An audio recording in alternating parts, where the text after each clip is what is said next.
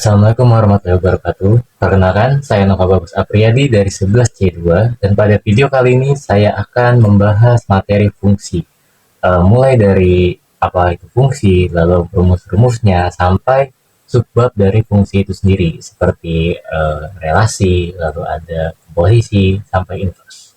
Pertama-tama kita mulai dulu dari apa itu fungsi. Pengertian dari fungsi itu sendiri adalah pemetaan dari anggota suatu himpunan kepada himpunan lain, di mana himpunan pertama itu kita sebut sebagai domain, sedangkan himpunan lain itu kita sebut sebagai kodomain.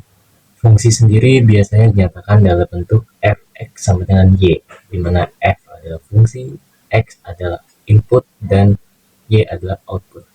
Dengan kata lain, Y adalah hasil dari fx itu sendiri. Untuk contoh dari fungsi sendiri, di sini kita bisa lihat di kanan layar, di mana di sini terdapat diagram panah atau himpunan atau dua himpunan yang akan jadi contoh. Di mana di sebelah kiri di sini ada himpunan yang terdiri dari angka 1 dan 2x, lalu di sebelah kanan itu ada nilai 2 dan 3x. Di mana fungsi atau pemetaan dari setiap anggota ini adalah kita lihat dulu dari soalnya. Misalkan contoh soalnya adalah hubungkan anggota dari setiap himpunan sesuai dengan jenisnya. Contoh nomor 1 itu kan dia adalah konstanta. Konstanta itu untuk yang belum tahu itu adalah bilangan yang pasti, tetap, atau dengan kata nilainya itu nggak berubah bahasa saya, kita pada embel huruf seperti x atau y. Dan sedangkan untuk 2x itu sebutannya adalah koefisien, dimana koefisien itu sederhananya adalah konstanta yang diikuti variabel di belakangnya. Kayak contoh sini adalah 2x dan 3x. Oke, apabila soalnya itu adalah kita harus menghubungkan anggota dari setiap himpunan sesuai dengan jenis masing-masing, seperti misalkan konstanta dan koefisien, maka nomor 1 itu kita hubungkan dengan nomor 2 karena dua-duanya itu adalah konstanta. Terus 2x itu kita gabungkan dengan 3x karena dua-duanya itu adalah koefisien.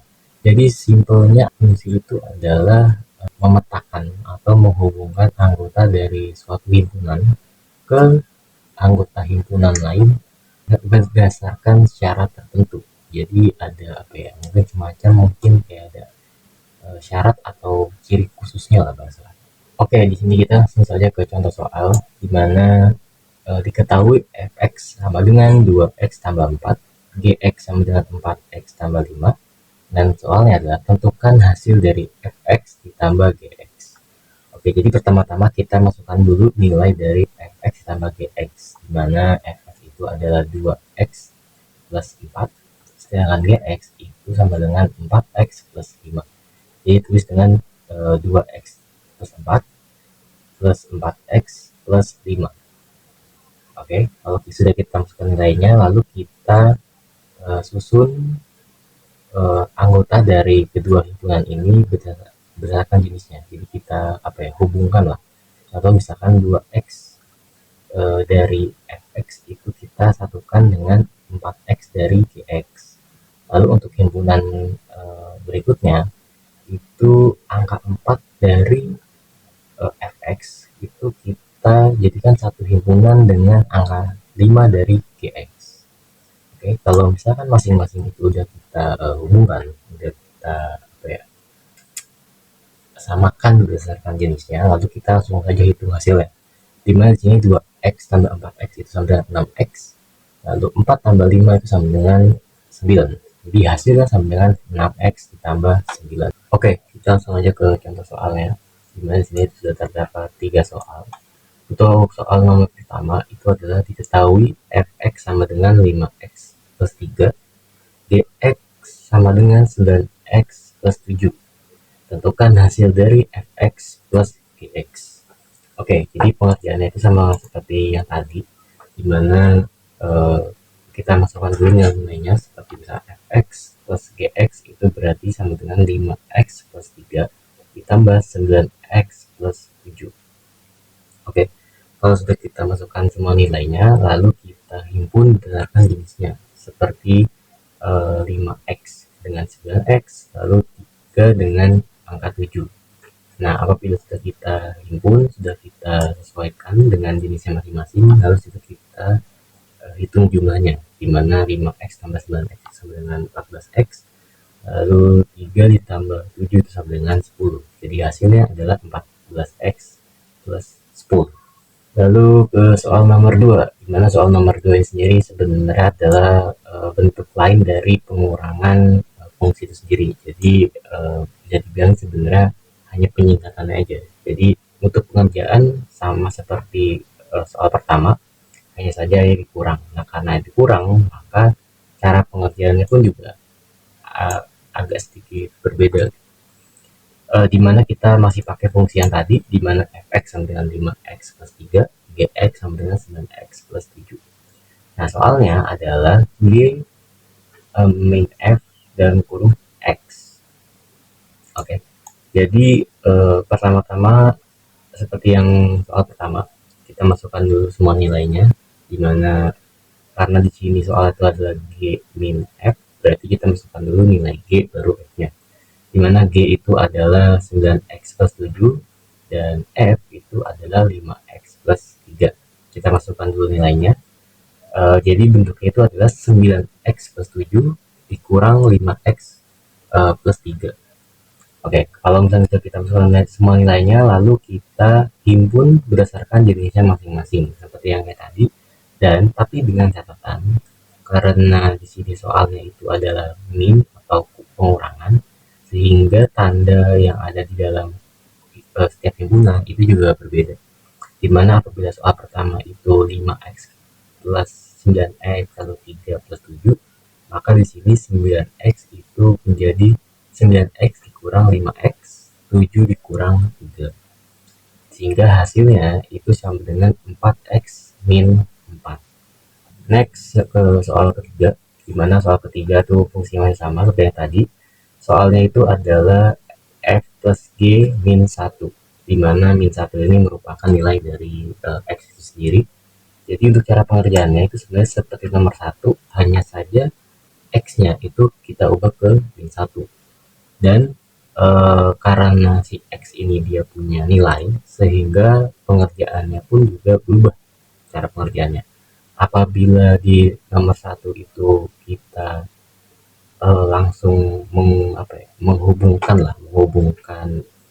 nilai-nilai yang sejenis, seperti misalkan 9x sama 5x atau 7 sama 3. Di sini kita hitung dulu berapa himpunan apabila sudah ada nilai dari x-nya. Seperti contoh misal, kan di sini x-nya itu adalah min 1. Oke. Nah, di setiap himpunan itu masing-masing punya x, seperti f itu adalah 5x plus 3, lalu di g itu ada 9x plus 7. Nah, maka x-nya ini kita ubah dulu ke min 1. Jadi sehingga kita hitung dulu hasil dari setiap himpunan apabila sudah dikali dengan min 1. Seperti contoh, di fx itu dia berarti sama dengan 5 dikali min 1 ditambah 3. Hasilnya itu sama dengan min 5 tambah 3. Sedangkan untuk gx itu nilai awalnya adalah 9x plus 7. Lalu masukkan nilai dari x yaitu min 1 menjadi 9 kali min 1 plus 7. Sehingga hasilnya sama dengan min 9 plus 7. Nah, lalu kita jumlahkan semua himpunan itu. Dimana untuk himpunan fx itu adalah min 5 plus 3. Hasilnya itu berarti sama dengan min 2. Lalu untuk gx itu dia nilainya adalah min 9 plus 7, itu berarti hasilnya sama dengan min 2. Maka hasil dari f plus g min 1 itu sama dengan min 4. Oke, next kita masuk ke relasi, di mana relasi itu artinya hubungan, di mana di sini dia punya kemiripan dengan fungsi, yaitu dia punya domain, punya kodomain, dan punya range. Di mana domain itu ada daerah asal atau himpunan yang ada di sebelah kiri, Lalu ada juga kodomain atau daerah tujuan, di mana itu bisa terkait sebelah kanan. Lalu ada range, di mana range itu adalah daerah hasil. Contohnya itu seperti ada di bawahnya, di mana di sebelah himpunan sebelah kiri itu ada Jakarta, Kuala Lumpur, dan Bangkok. Sedangkan untuk himpunan sebelah kanan itu ada Thailand, Malaysia, Indonesia, dan Singapura. Oke, domain seperti saya bilang itu ada di sebelah kiri. Itu berarti domainnya itu ada Jakarta, Kuala Lumpur, dan Bangkok. Sedangkan kodomain itu dia ada di sebelah kanan. Itu berarti kodomainnya ada Thailand, Indonesia, Malaysia, dan Singapura. Di sini akan kita hubungkan masing-masing dari domain dan kodomain itu berdasarkan apa ya? Saya katakanlah ibu kotanya gitu. Kalau misalkan setiap himpunan kita pasangkan berdasarkan ibu kota dan negaranya, berarti Jakarta itu kita hubungan dengan Indonesia, lalu Kuala Lumpur kita hubungan dengan Malaysia, dan Bangkok kita hubungan dengan Thailand. Oke, maka range atau daerah hasil dari himpunan ini itu adalah Thailand, Indonesia, dan Malaysia. Jadi range itu diambil dari kodomain yang setiap masing kodomain itu punya pasangan gitu. Di Thailand itu punya pasangan Bangkok, Indonesia punya pasangan Jakarta, dan Malaysia punya pasangan Kuala Lumpur. Sedangkan Singapura itu tidak dianggap. Dan berdasarkan sifat fungsinya, relasi itu dibagi menjadi tiga, yaitu ada injektif, surjektif, dan bijektif. Di mana injektif itu adalah sifat di mana domain itu wajib berpasangan dan pasangannya itu harus beda. Dimana contohnya seperti ini ada domain A, B, C, sedangkan kodomain itu ada A, B, C, dan D. Dimana meskipun di kodomain huruf D itu dia punya pasangan, tapi injektif itu dia hanya mewajibkan domain yang memiliki pasangan. Jadi meskipun D di himpunan kodomain itu dia tidak punya pasangan, tapi masih dianggap sebagai sifat injektif. Kenapa? Karena himpunan di domain itu setiap anggotanya punya pasangan. Oke, terus yang kedua itu ada surjektif, di mana surjektif ini dia mungkin bisa dibilang kebalikan dari injektif. Apabila injektif itu mewajibkan domain punya pasangan, maka surjektif itu dia mewajibkan kodomain untuk punya pasangan. Walaupun domain itu tetap harus wajib ya bagi punya pasangan gitu. Tapi karena kodomain itu wajib punya pasangan, sehingga hasilnya itu kadang-kadang ada satu atau dua kodomain yang memiliki atau yang berpasangan dengan satu atau lebih anggota dari domain. Contohnya misalkan ada di himpunan kanan itu ada A, B, C, D, sedangkan di himpunan kiri itu ada A, B, C, D, dan di himpunan kanan itu ada huruf A, B, maka karena kodomain itu wajib berpasangan dan domain juga wajib berpasangan, maka mau tidak mau ada anggota di himpunan domain itu yang punya atau yang berpasangan dengan anggota yang sama di kodomain, seperti huruf A dan huruf D itu sama-sama berpasangan dengan huruf A di kodomain. Lalu huruf B dan huruf C di domain itu sama-sama berpasangan dengan huruf D di kodomain. Oke, lalu yang ketiga itu bijektif. Di mana bijektif ini simbolnya dia adalah gabungan dari sifat injektif dan surjektif gitu, dimana dia ini itu mewajibkan keduanya itu sama-sama punya pasangan, walaupun mungkin dia itu apa ya, kalau bisa itu di setiap kodomain itu masing-masing berpasangan dengan domain itu satu. Seperti contoh misalkan sini ada A, B, C, D di himpunan domain, dan himpunan kodomain itu ada A, B, C, D huruf kecil. Nah, dimana ini kenapa ini bisa dibilang mulai bijektif? Karena apa lagi, bijektif itu adalah gabungan dari injektif dan subjektif. Artinya A, B, C, D itu masing-masing masing-masing punya pasangan, sedangkan subjektif juga masing-masing punya pasangan. Jadi bisa dibilang ini memenuhi syarat dari bijektif itu sendiri. Dan relasi sendiri dia punya 3 diagram, di mana di diagram pertama itu ada diagram panah, di mana dia terdapat panah yang menghubungkan antara domain dengan kodomain. Lalu yang kedua ini ada himpunan pasangan berurutan, di mana ini adalah diagram yang bisa dibilang paling singkat dan paling simple juga, karena dia cuman menghubungkan antara domain dan kodomain dalam uh, kurung. Sebagai contoh, misalnya sini ada uh, domain A dengan kodomain A, maka tulis A, A. Berikutnya dengan B besar dengan B kecil, C besar dengan C kecil, D besar dengan D kecil.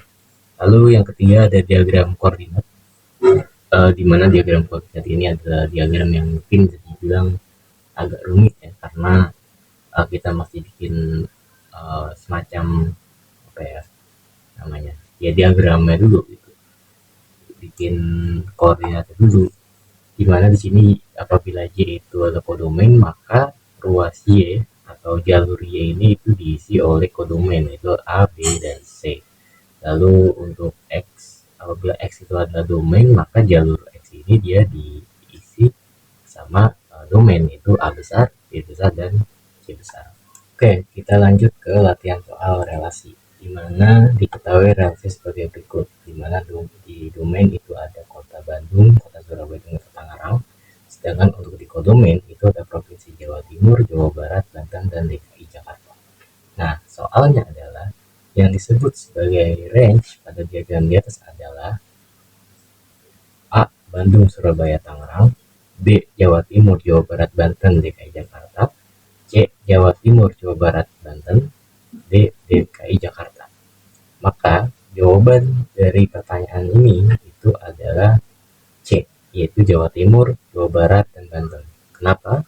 Karena range itu adalah daerah hasil dari relasi. Dengan kata lain, range itu adalah setiap kodomain yang memiliki pasangan gitu. Dimana di sini kodomain yang memiliki pasangan itu ada Jawa Timur, ada Jawa Barat, dan ada Banten. Maka bisa kita simpulkan bahwa range pada relasi di sini itu adalah Jawa Timur, Jawa Barat, dan Banten. Oke, kita ke soal selanjutnya. Soal selanjutnya itu adalah sifat relasi pada diagram di atas adalah, jadi ini diagramnya ini masih sama ya dengan soal pertama, yaitu di mana domain itu diisi oleh Bandung, Surabaya, Tangerang, dan kodomain itu diisi oleh Jawa Timur, Jawa Barat, Banten, dan DKI Jakarta. Di mana pertanyaan kedua sini kita tanyakan sifat relasinya. Untuk pilihan jawabannya itu ada A injektif, B subjektif, C bijektif, dan D objektif.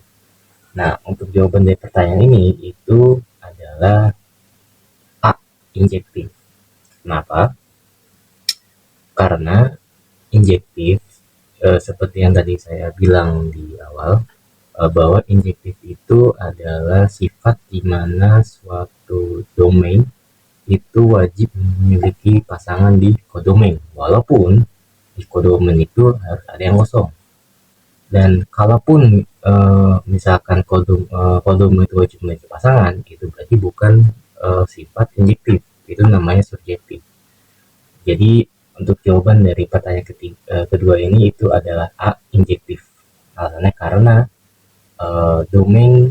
setiap domain yang ada di sini itu memiliki pasangan, sedangkan kodomain di sebelah sini itu ada satu yang tidak memiliki pasangan, sehingga ini keduanya ini memenuhi syarat injektif.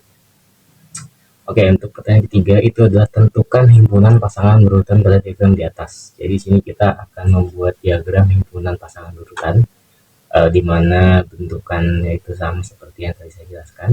Itu dia dalam kurung domain, koma, kodomain. Di mana maka sini kita bisa tulis untuk himpunan pertama itu adalah dalam kurung Bandung, koma, Jawa Barat, tutup kurung. Lalu untuk himpunan kedua itu ada Surabaya, koma, Jawa Timur, tutup kurung. Lalu yang himpunan ketiga itu ada Tangerang, Banten, tutup kurung.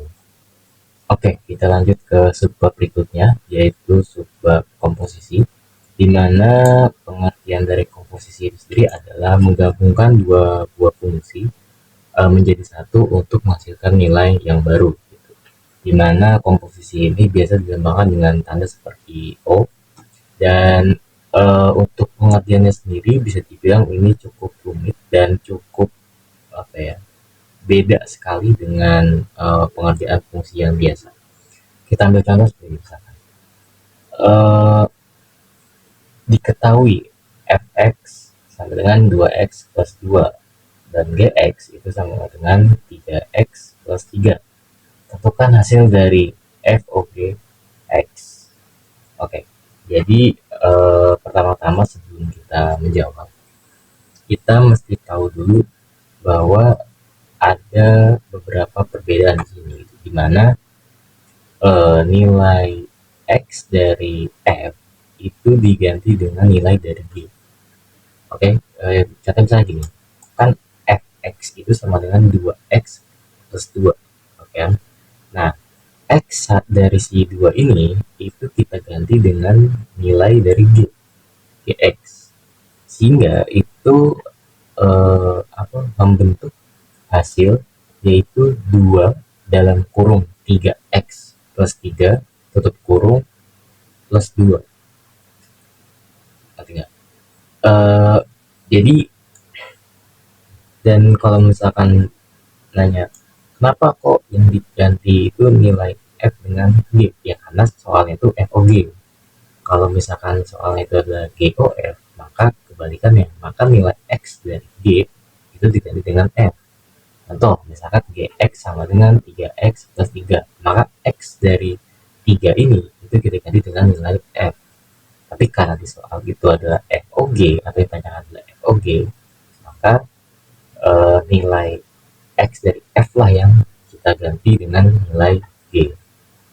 Oke, jadi cara untuk menjawabnya adalah seperti yang tadi saya bilang barusan, untuk nilai x dari f itu diganti dengan g, sehingga itu akan membentuk hasil 2 dalam kurung 3x plus 3 kurung plus 2.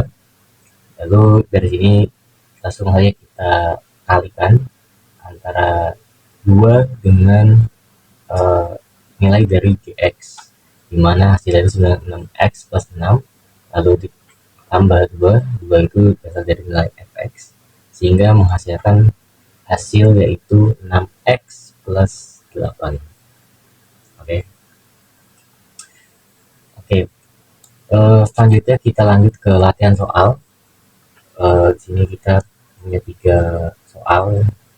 Untuk soal pertama, dan di sini juga kita mungkin akan menemukan beberapa perbedaan lagi yang akan kita kupas tuntas di soal-soal berikutnya. Oke, untuk soal pertama itu adalah diketahui fx sama dengan 8x plus 8, gx sama dengan 3x min 7. Tentukan hasil dari GOFX. Oke, seperti yang tadi saya bilang bahwa ketika yang ditanyakan adalah GOF, maka nilai x dari G itu diganti dengan nilai F. Maka di sini GX yang punya nilai 3x min 7 atau yang punya fungsi 3x min 7, x dari 3 ini kita ganti dengan nilai dari F, maka itu akan menghasilkan 3 dalam kurung 8x plus 8 tutup kurung min 7. Oke, dan lalu langsung saja kita kalikan, dimana itu menghasilkan 24x plus 24 min 7, lalu kita hasilkan lagi, berarti sama dengan 24x plus 17. Oke, jadi mungkin sampai sini udah ada bayangan lah ya cara gimana. Nah, untuk yang nomor 2 ini bisa dibilang di sini kita akan melakukan perbedaan yang barusan saya sebutkan, di mana di sini soalnya adalah diketahui fx sama dengan 5x plus 6, gx sama dengan 4x plus 3.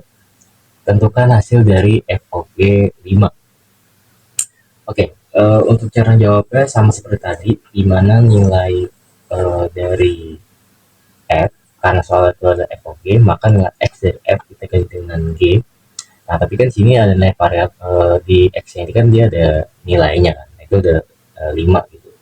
Dan karena ini komposisi dan seperti yang saya bilang tadi, karena cara pengambilan berbeda, untuk nilai X ini itu kita masukkan nanti. Jadi kita cari dulu jumlah dari FOG itu berapa, baru kita masukkan nilainya.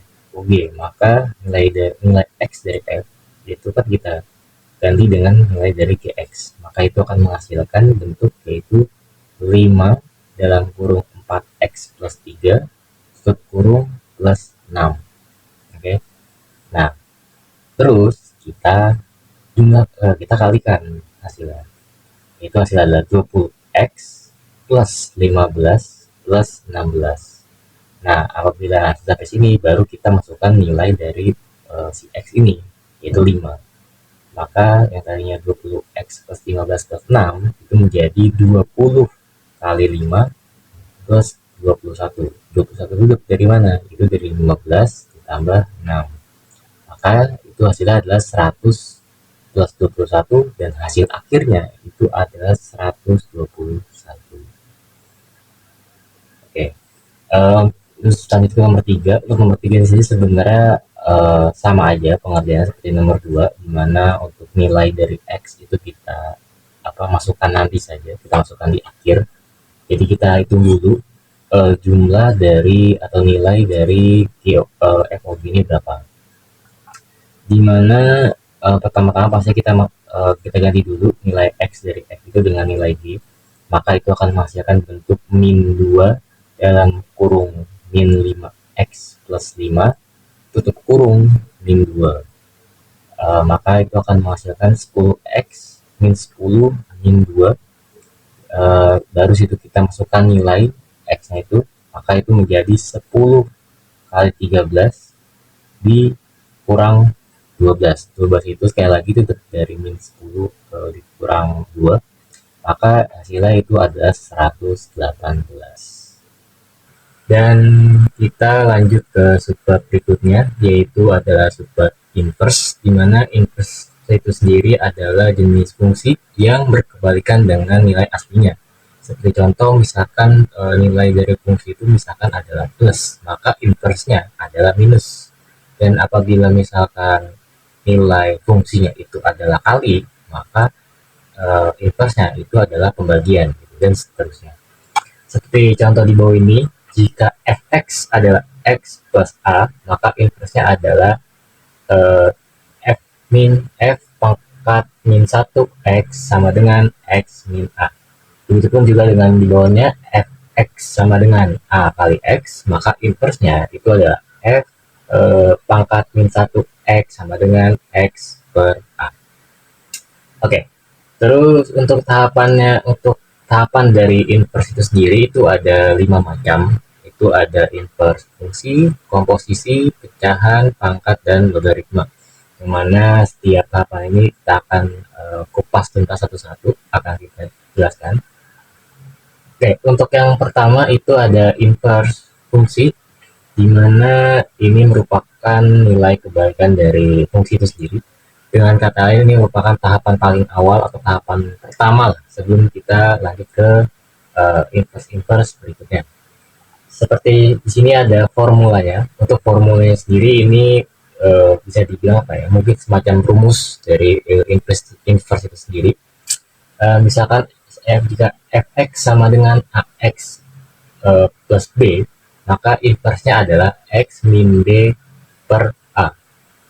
Kenapa? Karena di sini posisi a itu adalah dikali dengan x. Nah, karena dia dikali, maka ketika di inverse itu posisinya itu dia dibagi dengan x a ini. Sedangkan untuk plusnya ini, ya simpelnya karena ini inverse, maka plus itu diganti dengan min. Gitu. Simpelnya kayak gitu. Oke, kita ke contoh soal. Jika fx sama dengan 3x plus 4, maka inverse-nya adalah, maka mengikuti formula yang ini ya, dimana jika kita mengikuti formulanya, maka bentuknya itu adalah f pangkat min 1 x sama dengan x min 4 per 3. Oke, jadi itu adalah inverse-nya. Dimana si 3 ini itu kita taruh bawah, karena kembali lagi posisi dia itu sama seperti A, yaitu dikali dengan X. Itu berarti inverse-nya itu dia dibagi dengan si X. Lalu sedangkan tanda plusnya itu kita ubah ke minus. Oke, jadi jawabannya itu adalah F min 1X sama dengan X min 4 per 3.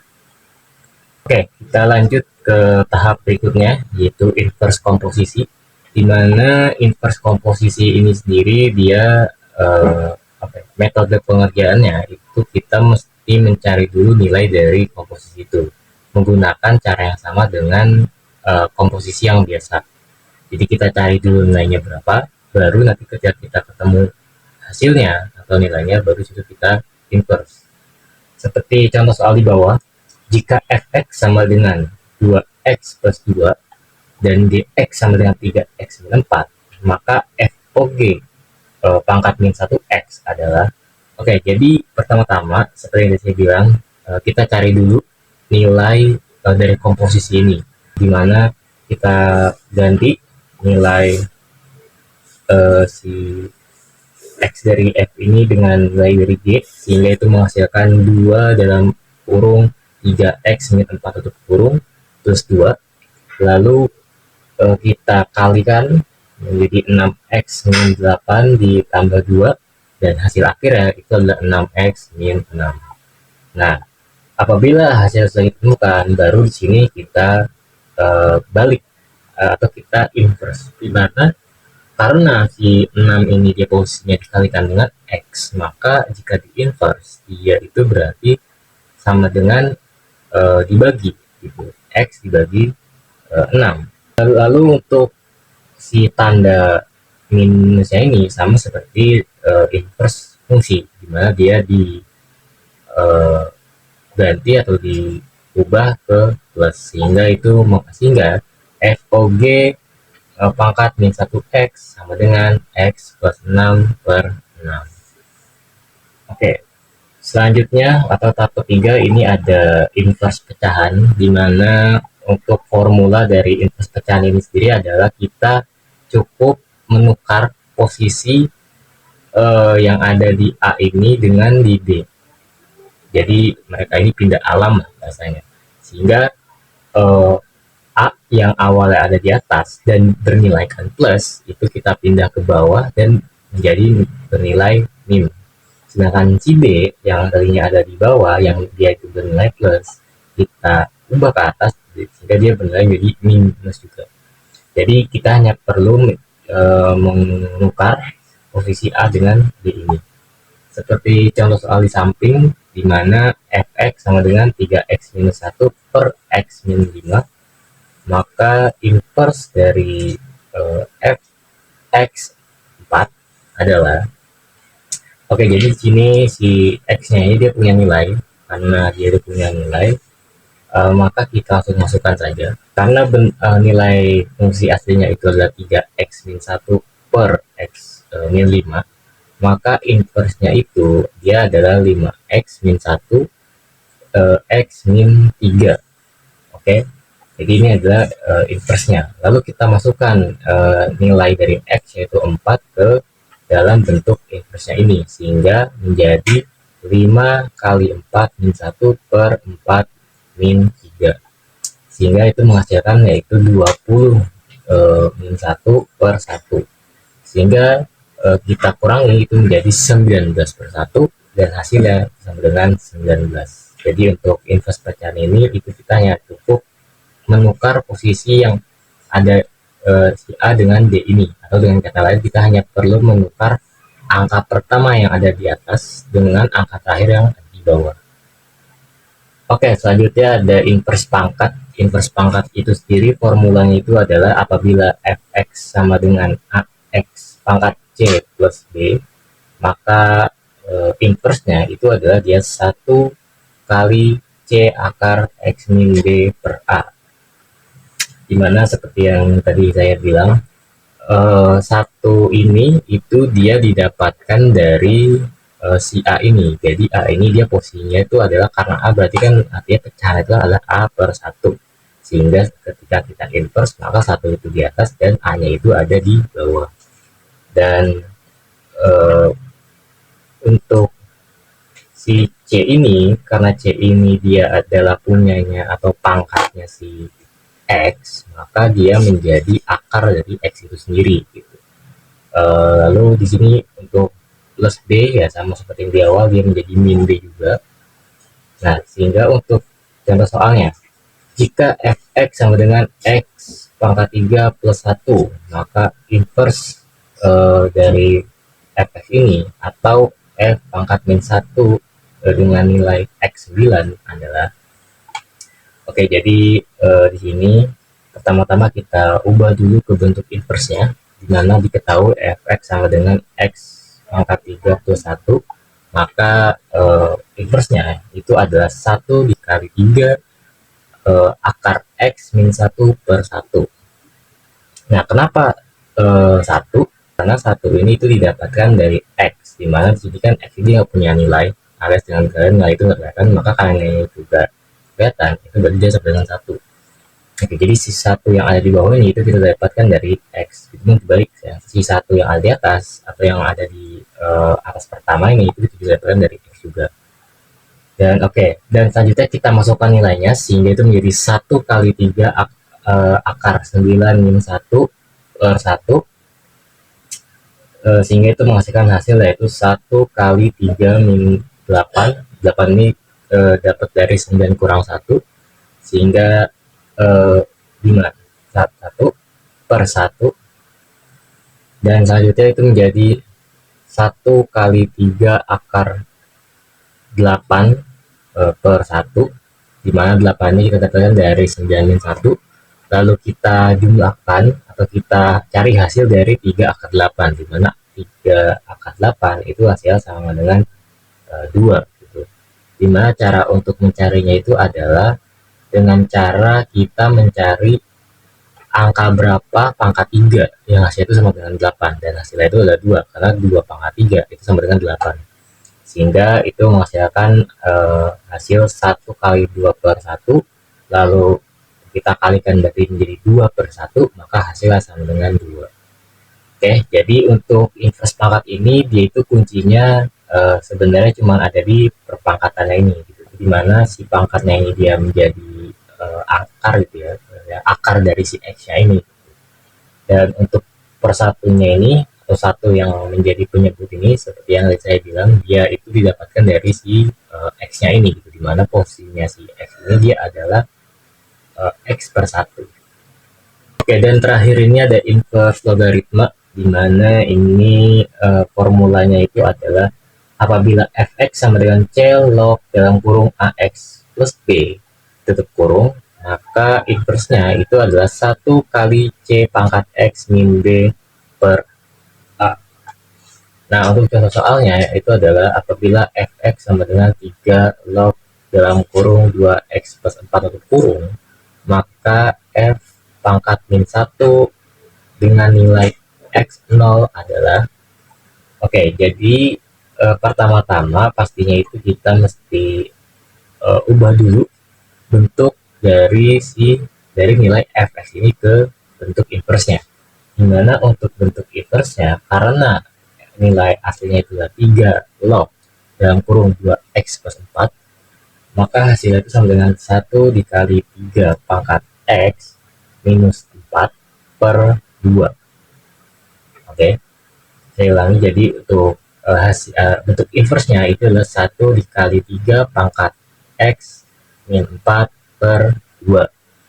Selanjutnya kita masukkan nilai dari si x-nya yaitu angka 0, di mana itu berarti menjadi 1 dikali 3 pangkat 0 min 4 per 2, di mana itu menghasilkan nilai 1 kali 1 min 2 per 2, di mana si satunya ini itu kita dapatkan dari 3 pangkat 0, di mana apapun angka yang kita pakai apabila dipangkatkan dengan 0 itu hasilnya sama dengan 1. Jadi 1 ini itu dihasilkan dari 3 pangkat 0.